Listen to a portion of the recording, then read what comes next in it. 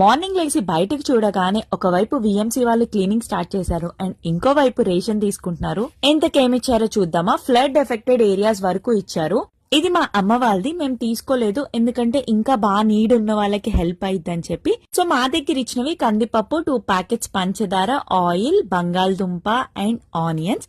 వీటితో పాటు ఇంకా ఆపిల్స్ ఇచ్చారు. అన్ని ఏరియాస్ లో ఇస్తారు, చెక్ చేసుకొని మరీ తీసుకోండి.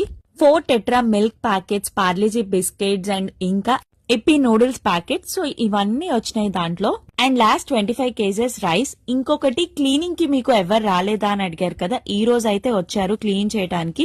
రోడ్స్ క్లీన్ చేసి బ్లీచింగ్ కూడా వేశారు. అండ్ ఇంకా అప్రిషియేట్ చేయాల్సింది, స్టూడెంట్స్ కూడా తీసుకొచ్చి ఇస్తున్నారు. గవర్నమెంట్ వాళ్ళు, కాలేజ్ స్టూడెంట్స్, బయట చాలా మంది ఫౌండేషన్స్ ఎంత మంది హెల్ప్ చేస్తున్నారో. వాళ్ళ ఫ్యామిలీస్ వదిలేసి మరి మన కోసం వచ్చి కష్టపడుతున్నారు. ఎవరైనా గానీ చేసిన మంచి ఎక్కడికి పోతూ థ్యాంక్ యూ.